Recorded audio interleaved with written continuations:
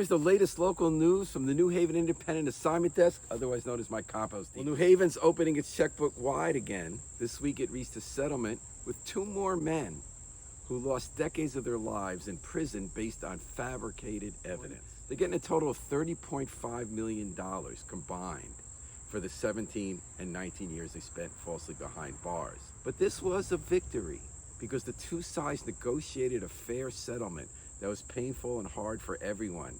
Given that we've already had big payouts in the Randy Cox case when he was injured in the van, we had another case where we paid $38 million when we took a case like this to trial. I think this is a good step forward for a hard chapter we have to close in our history. Well, if you're going swimming, you're not going to be able to go to Lighthouse Point Park for a little while. This crazy storm the other night, overnight, 100 to 120 mile-an-hour winds swept through Lighthouse Point. It downed 60 to 80 trees. I didn't even know there were that many trees there at Lighthouse Point Park. And it also devastated, just crashed the carousel building where you have a historic carousel.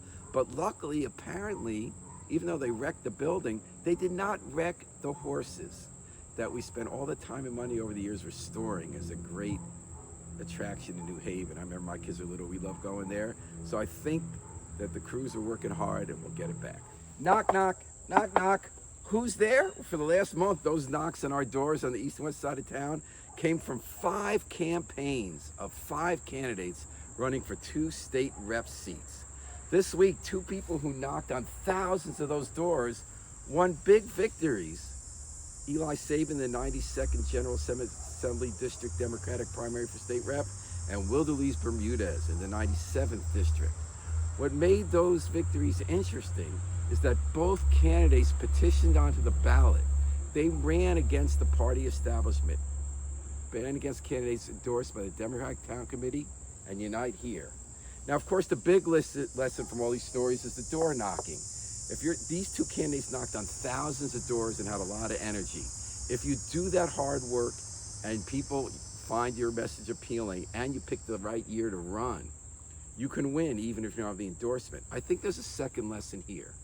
I think that those 2 races showed that Unite Here, the Yale unions, who basically control local politics, Democratic Party, can be beaten more than they used to.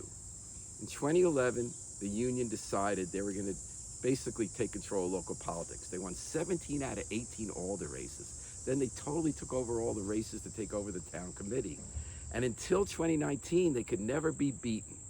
Then in 2019, their candidate lost a mayoral primary. Since then, they've lost all their primaries in Ward 1 and in Fairhaven, and now they went 0 for 2 on Tuesday. That's not a dig at Unite Here. They're a great union. They make our city stronger and get people better pay. And it's great that they're in politics because they have a coherent set of values that they organize to try to put forward. What's important that other people also participate. People from all points of view can get involved in politics, and if they do the hard work, they can be heard too. When the kids bring their backpacks to school soon, when school reopens, now 2,000 of them will be able to go, up to 2,000, to after-school programs at K-8 schools. The city announced this week they're expanding their after-school program, and they're gonna have what they call quality after-school program up to 5:30 at schools throughout town. Great news for the kids, great news for the working parents. We lost one of our great talents. Randy Burns, guitarist, singer-songwriter, has died, bringing many memories of people who were here during the folk revival and a little bit after, when he was a leading person at the old Exit Coffee House. Randy Burns went from New Haven to Greenwich Village during the folk revival. He got a deal with Polydor Records. He had one album out, but he never hit it big. He went to Ireland, found his roots, became great at sea shanties, came back to New Haven for good, where he was from. You'd often see him at Viva Zapata's across from his apartment.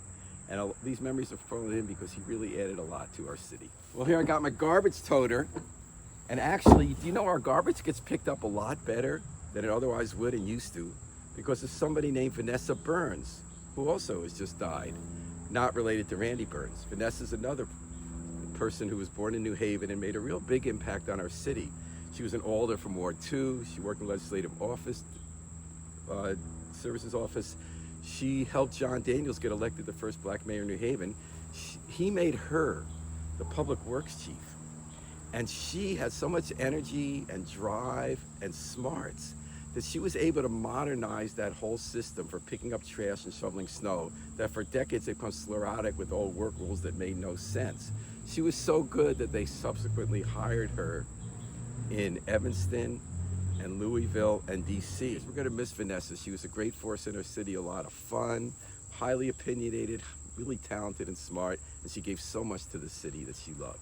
Until next time, this New Haven Independent People Like Newz, remember, let's always pick up our trash and recycle it in Vanessa's memory while we still can.